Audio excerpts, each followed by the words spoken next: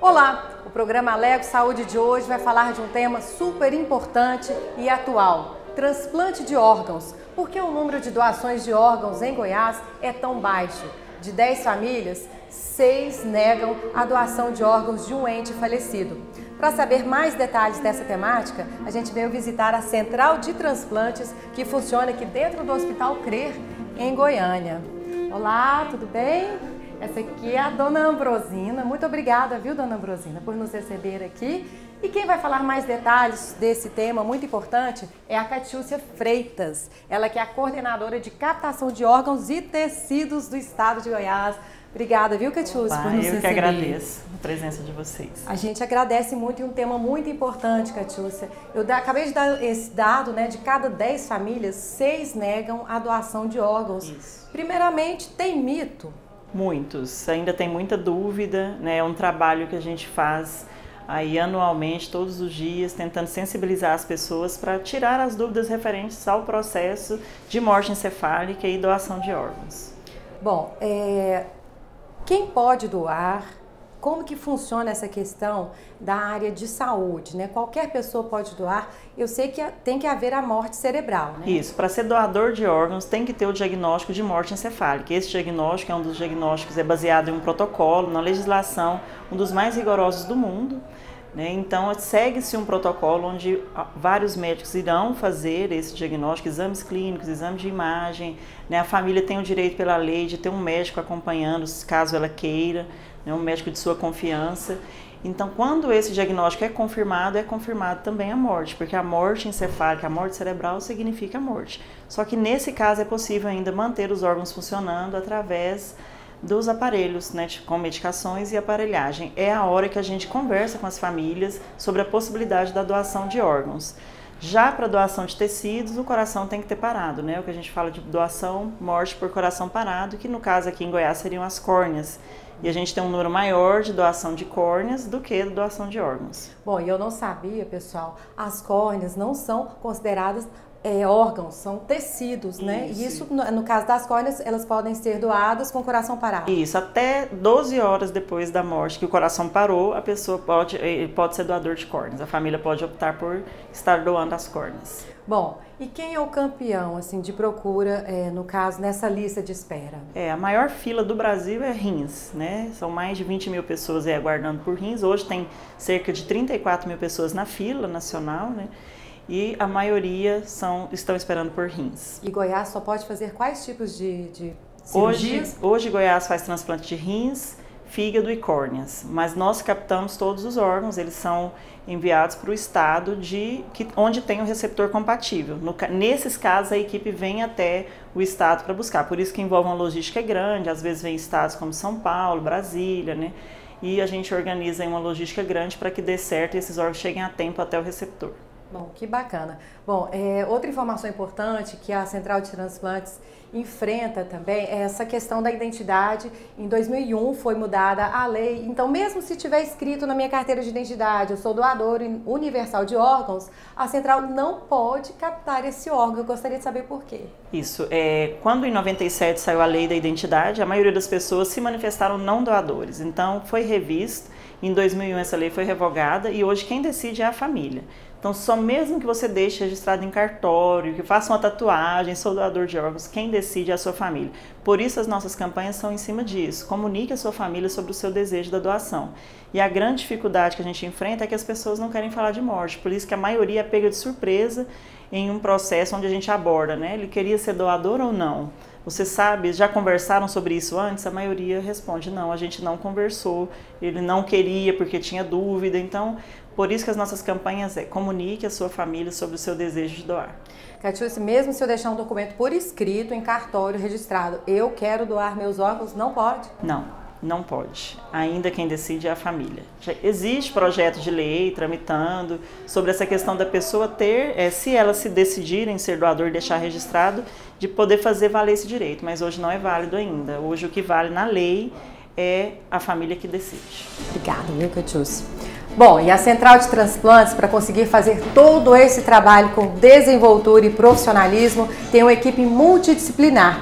A gente vai conversar agora com a psicóloga Flávia Martins, que faz esse trabalho com as famílias, né? A família de quem doa e de quem recebe, né, Flávia? Que muda, lógico, além do aspecto físico? Sim, hoje na Central de Transplantes, um dos maiores objetivos nossos é acolher essa família.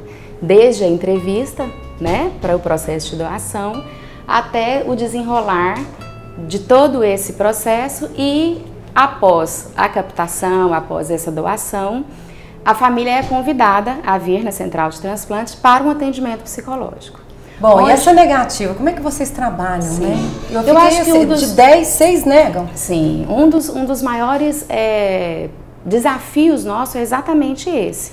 É acolher essa família para estar verificando como que ela ficou. Porque a gente sabe que uma família satisfeita, uma família sentindo bem, uma família grata, é milhões de pessoas que estão escutando isso daí, né? Então, quer dizer, o nosso trabalho não envolve só uma campanha educativa. O nosso trabalho visa também como que essa família ficou, como que essa família está elaborando esse luto. E hoje existe um projeto na Central de Transplantes que é isso, né? Que é esse atendimento psicológico a essa família doadora, onde a gente observa como que está esse processo de luto, né? E oferece um apoio para ela. E a gente vê como que ficou esse processo de doação para ela, né? Como que ficou, desmistifica algumas fantasias que mesmo depois do processo ainda tem, né? Então a gente precisa estar filtrando isso daí tudo para que ela esteja bem clara de todo o processo. E o que a gente tem verificado nisso tudo é que a família fica extremamente agradecida, né? De quem doa, né? Sim, de quem doa. E a gente hoje não temos esse contato com a família receptora. Hoje o nosso trabalho é com a família doadora, né? Que num momento de extrema dor, ela sai desse processo, né, de dor e vai acolher essa outra família receptora mesmo sem conhecer. Deve ser muito gratificante, muito. né? Então o que eu tenho percebido dessas famílias nesse atendimento é exatamente isso. Que num momento de dor, elas estão fazendo um ato de amor. No próximo bloco, vamos contar a história de Elkis, um maratonista que teve um rim transplantado, e ainda uma entrevista com o deputado Dr. Hélio de Souza, autor da lei que concede auxílio funeral à família doadora de órgãos.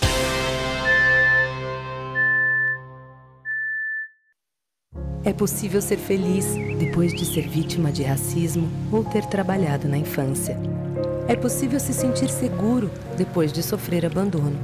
É possível seguir em frente depois de ter seus direitos desrespeitados. É possível.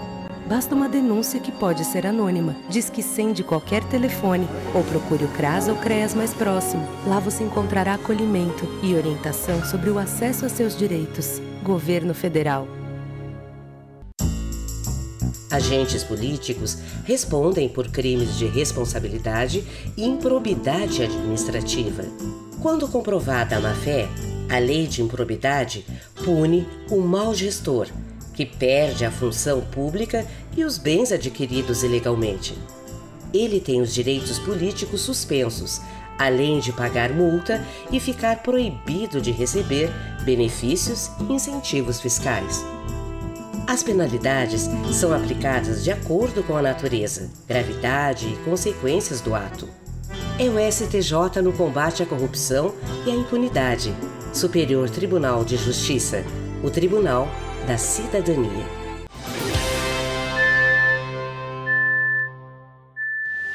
O programa Alego Saúde volta com o tema transplante de órgãos. No primeiro bloco estivemos na Central de Transplantes, que fica dentro do CRER, e mostramos a dificuldade que a Central tem em convencer as famílias a fazerem a doação de órgãos de entes falecidos. Estamos agora no gabinete do deputado Hélio de Souza, aqui da Assembleia Legislativa, e ele tem um projeto muito importante que já foi aprovado aqui, que é o auxílio funeral, que institui uma ajuda à família que aceita a fazer a doação de órgãos. Muito obrigada, doutor Hélio, por nos receber aqui. E eu gostaria de saber como que é esse projeto e se ele também já está em vigor. A questão do transplante de órgãos é uma questão de cultura. Lamentavelmente, a nível de Brasil, não só de Goiás, as pessoas não têm esse costume de, em documento, autorizar a sua doação no caso de morte. E, portanto, as estatísticas mostram, e em Goiás, eu falo por Goiás, que o número de doadores é muito pequeno em relação à demanda. Considerando que, lamentavelmente, nós não temos essa cultura de doação de órgãos e tecidos. Agora, o que precisa ser analisado é que, lamentavelmente, nós temos uma estatística muito grande de mortes violentas que atingem principalmente jovens na faixa de 17 a 30 anos, que a maior parte baixo poder aquisitivo e que, a meu ver, poderiam ser doadores de órgãos. Como não temos a cultura, é preciso que se crie alternativa para que sensibilize as famílias para fazer essa doação. O que a gente pensa é que precisamos levar até aquelas pessoas no momento difícil uma cobrança para que seja feita a doação. Nem sempre somos atendidos e, consequentemente, como grande parte dessas mortes violentas atingem jovens de baixo poder aquisitivo, que além do trauma da perda, então, de um ente querido, a família tem a questão das custas funerárias. Então, o nosso projeto, chamado Projeto de Auxílio Funerário, é para que as famílias que queiram fazer a doação de órgãos ou tecidos, elas possam ter uma ajuda do governo estadual, para que auxilie nos funerários e, ao mesmo tempo, se utilize, então, os tecidos e órgãos para doação. Então, é um projeto que tem um cunho de alcance social muito grande, porque poderemos aumentar o número de pessoas que serão salvas por transplante e, ao mesmo tempo, permitir que a família, naquele momento tão difícil, além da perda, a questão econômica, pelo menos a questão econômica, ela possa ter um alívio com a participação do Estado. Bom, e pelo que o senhor falou, seria para famílias de baixa renda? Principalmente para famílias de baixa renda e que teria maior necessidade de ter essas doações. Então, esse projeto foi apresentado em 2015, o governo do Estado, naquela época, vetou e nós, aqui na Assembleia, considerando o cunho social do projeto, nós derrubamos o veto e, como é uma autonomia da legislação, nós derrubamos e esse projeto foi sancionado. Então, hoje é lei. Desde 2015, nós temos essa lei que permite que nós possamos, então, buscar esse caminho para aumentar a doação de órgãos no estado de Goiás. No caso específico dessa lei, apesar de ter sido aprovada, de estar sancionada, ela não ainda foi colocada em prática de uma maneira concreta, porque o governo do estado tem que regulamentar, inclusive, os valores que serão repassados. Então, nós temos aí essa preocupação de sensibilizar, tentamos no governo passado, não foi possível. Nós vamos agora, via requerimento, enviar ao governador do estado, que é médico, para que ele faça uma análise e provavelmente regulamentar para permitir que nós possamos colocar em prática esse auxílio funerário. Agora, quanto à questão do tabu, isso é uma questão cultural que precisa e pode ser mudado. E eu entendo que com discussão da questão do transplante de órgãos, das doações, através de audiências públicas, através da própria mídia, ela vai permitir que a pessoa, tendo consciência da grandeza do ato, de doar de alguém que lamentavelmente perdeu a vida, permitir que ela possa, a vida se continuar noutra pessoa. Então, trabalhamos com esse raciocínio, entendemos então que é preciso discutir o máximo possível para sensibilizar as pessoas quanto a doações de órgãos. Doutor Hélio, o senhor como médico sabe muito bem da importância, né, da doação. Às vezes um doador pode salvar 7 ou 6 vidas, né? E se você vê, a fila é muito grande. Nós temos aí realmente uma demanda de pessoas que precisam dessas doações, cujas vidas poderiam ser preservadas, e muitas vezes essa doação não acontece por desconhecimento dos familiares, às vezes de uma própria doação feita em vida por um cidadão, ou naquele momento de trauma, não ter a sensibilidade de determinar que seja feita, então, a doação de órgão e tecido. Então, eu vejo que é uma matéria que nós temos que discutir, provocar a sociedade como um todo e buscar, então, através da doação de órgãos, amenizar essa demanda tão alta que existe. Torelli, muito obrigado pela entrevista. O senhor vai continuar batalhando esse projeto, então? Nosso projeto é esse, deveremos provocar uma audiência pública nos próximos meses, deveremos, então, aprovar um requerimento na Casa para sensibilizar o governo do Estado quanto à regulamentação do auxílio funerário. Enfim, a nossa parte, junto com os demais deputados da Casa, com certeza será feita.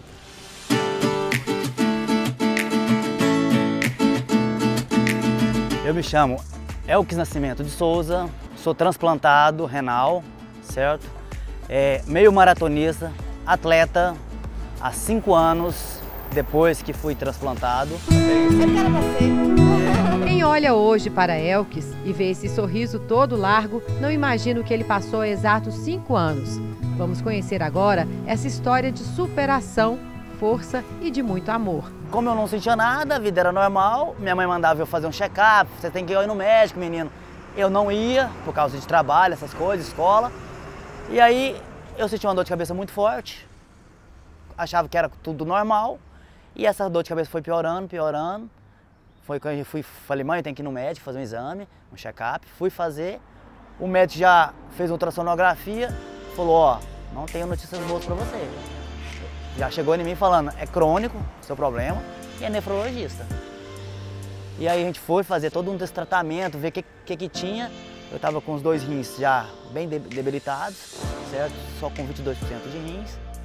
E aí foi aquela susto na família, susto até pra mim, que ia começar um tratamento e foi tudo novo na minha vida. Imagina receber um diagnóstico como esse, de que os rins estavam em processo de necrose, com apenas 22% em funcionamento e em um momento de tanto sofrimento. Ele havia há pouco tempo perdido uma irmã. Foi desesperador, porque assim, a gente não imagina acontecer com a gente.